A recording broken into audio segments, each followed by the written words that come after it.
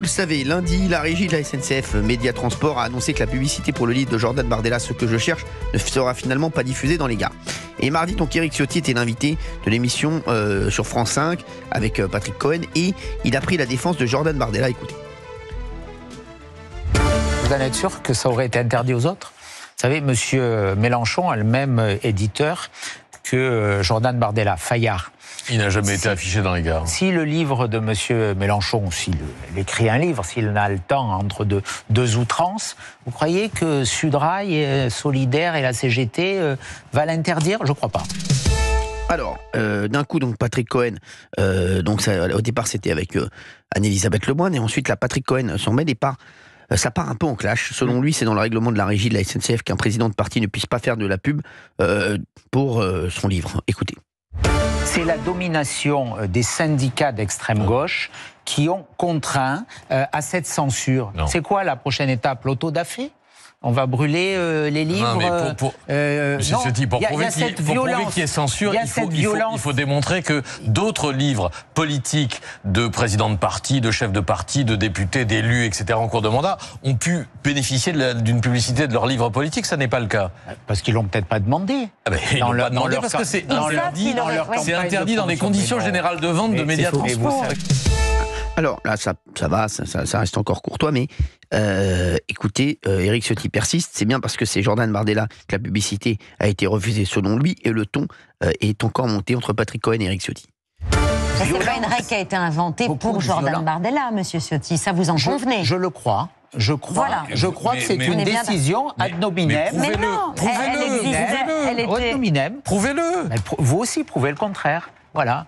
Les faits le prouvent. Article 8 des conditions générales de vente des contrats de Média Transport. Ouvrez le contraire. Moi, je viens de vous dire, je vous prouve que c'est une règle. Il y a eu cette pression de ces syndicats d'extrême gauche. Alors, avant qu'on ait toutes les infos grâce à Gauthier Lebret qui a l'article 8, etc. de Média Transport, j'aimerais qu'on finisse le clash, puisque écoutez comment Patrick Cohen a parlé à Éric Ciotti. J'espère qu'on a le truc quand il lui dit « ma grand-mère ferait du vélo, ma mère ferait du vélo ». On l'a pas, ça. C'était le meilleur extrait, ils l'ont pas. Écoutez. Pour cette interdiction, quand on est attaché dans les conditions de vente de l'entreprise, monsieur Ciotti, quand on est attaché à la liberté, est-ce que vous pouvez m'entendre ? Moi, ça me choque. C'est inscrit dans les conditions de contractuelles. Ça vous choque pas ? Moi, ça me choque. Inscrit dans les conditions contractuelles. Vous comprenez le français ? On ne sera pas d'accord. Mais c'est pas une question d'accord, c'est une question de fait.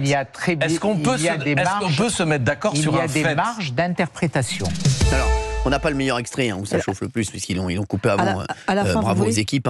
Mais vous voulez le verbatim de la fin ? Oui, mais on va le trouver. Mais c'est ma mère ferait du vélo. Vous dites n'importe quoi, vous faites des hypothèses. Et si ma tante faisait du vélo, elle ferait du vélo dans les gares. Vous êtes ridicule. Voilà, c'est ce qu'il a dit à Éric Ciotti. Franchement, moi, ça me choque. Je suis désolé, excusez-moi, Gauthier Lebret. Alors déjà, on va revenir sur les faits. Oui, sur l'article 8, parce que Patrick Cohen dit il y a une différence entre un politique en activité, comme Jordan Bardella, et un politique qui ne l'est pas ou qui ne l'est plus, comme donc, qui sous-entend sans les nommer, François Hollande, Nicolas Sarkozy et Ségolène Royal, qui ont pu afficher dans les gares. Or, l'article 8 que cite Patrick Cohen ne mentionne aucune différence. Pour ce qui est de la différenciation entre un homme politique en activité ou en retrait, celle-ci n'est mentionnée à aucune reprise dans les conditions générales de vente de Média Transport.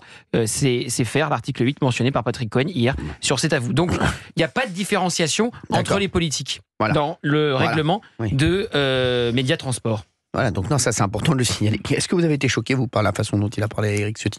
Franchement. Je trouve que... Et parfois, oui, je sais qu'on est libre dans cette émission, mais je l'ai vu, cet extrait sur les réseaux sociaux, et je trouve que, notamment, à un moment, il met son doigt derrière l'oreille et il tend l'oreille vers Éric Ciotti. Je trouve qu'il sort un peu du rôle d'intervieweur politique qu'il a mené d'ailleurs avec talent dans le passé, mais là, je trouve que, oui, ça... Allez... Cette pointe de suffisance, vous voyez, qu'on lui reproche souvent, là, voilà, je trouve cet extrait très, très suffisant. Ce qui est dommage, c'est qu'Éric Ciotti ne lui ait pas rétorqué les noms de Ségolène Royal, François Hollande et Nicolas Sarkozy. Fabien Lecao, vous qui êtes... c'est-à-dire qu'il a toujours cette étiquette, Patrick Cohen. C'est toujours été un militant plus qu'un journaliste. Tout le monde le sait, mais tout le monde en parle. Mais c'est important de le dire, parce qu'on a changé d'époque. Oui. Ça passait bien encore il y a une trentaine d'années, même une vingtaine d'années. Oui. Là, aujourd'hui, son discours est disgracieux parce qu'il est pratiquement irrespectueux. La façon dont il parle, Éric Ciotti. Il est irrespectueux aujourd'hui selon la personne qu'il a en face. Et ça se sent. D'ailleurs, il parle quand son intervenant parle. Déjà, donc il ne laisse pas répondre à la question. On l'a entendu à plusieurs reprises. Et puis, même si on n'est pas d'accord, parce qu'ils n'ont pas la même manière de penser, on respecte sa pensée. Et ce point, il n'est pas là. Un opposant politique peut s'opposer, mais lui, c'est pas un opposant politique. Normalement, dans son rôle de journaliste. Là, je crois qu'il sort de son rôle de journaliste. C'est apporter de la contradiction aussi, le rôle de journaliste. Écoutez la fin de l'intervention. Il y a des marges d'interprétation. Qui ont bénéficié à qui dans le passé? Qui peuvent bénéficier à d'autres. Et je vous fais le pari que si M. Mélenchon avait écrit ce livre, il aurait vu sa trombine. Si ma grand-mère faisait du vélo, elle pédalerait dans les gares. Oui, non, mais c'est n'importe quoi, monsieur. Pédalerait, je ne sais pas comment. 01 80 20 39 21, réagissez à ça. J'aimerais bien avoir l'avis des auditeurs là-dessus. Et après, on va avoir l'avis d'Olivier d'Artigol, parce que je voudrais avoir son avis aussi. Mais juste Valérie Benaïm, vous en pensez quoi? Moi, je pense que le rôle d'un journaliste, c'est d'apporter de la contradiction et parfois même de le faire de façon très vive et musclée. Je reviens sur l'anglo-saxonne. En revanche, je trouve que là, il est sorti de son rôle, il a été allé plus loin, puisqu'il a sous-entendu qu'il avait un avis, qu'il avait son avis. Et quand il dit « vous êtes ridicule », là, il sort complètement de son rôle, puisqu'un journaliste n'a pas à dire à son invité s'il est ou non ridicule. En revanche, il peut le mettre face à ses contradictions, et c'est son boulot de le mettre face à ses contradictions. C'est quand même... Oui, je trouvais que c'était... L'échange était un peu chaud. Olivier d'Artigol. On peut apprécier ou pas Patrick Cohen. Est-ce qu'il a une philosophie, des idées politiques, une sensibilité? Oui, bien sûr. Exact. Pour autant, ça reste un journaliste. Moi, je préfère des entretiens où il se passe quelque chose quand c'est un peu rugueux que quand c'est une mer calme. Là où il sort un peu de l'exercice journalistique, c'est les dernières secondes où on sent que l'agacement prend le pas sur un entretien métier, un peu vif. Sur le fond, je suis d'accord avec les arguments de Patrick Cohen.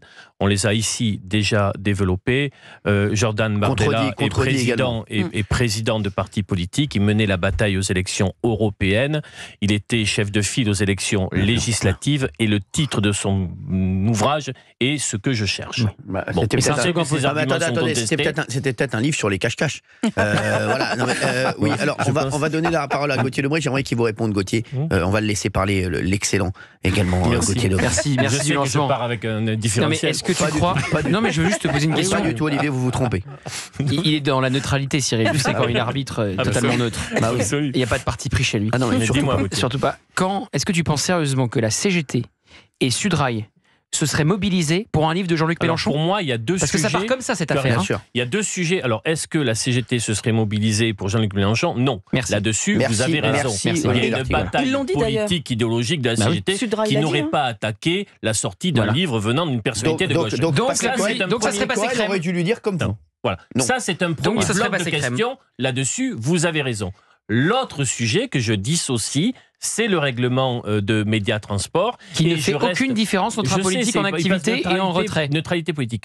Je pense qu'il est juste d'aller vers ce qu'ils ont décidé et qu'ils le décideront pour tout autre responsable politique en situation. J'espère qu'il n'y aura pas de cas qu'il n'y aura pas une différence de traitement. Mais moi, je comprends votre réponse, mais ce que je dissocie les deux. Patrick Cohen aurait dû dire oui. Je pense que si ça avait été Jean-Luc Mélenchon et Elisabeth Warren, c'est la réalité. On le sait.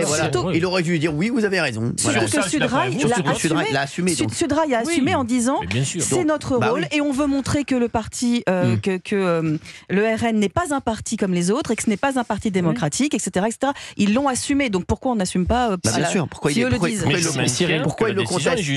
le conteste, Patrick Cohen, ça?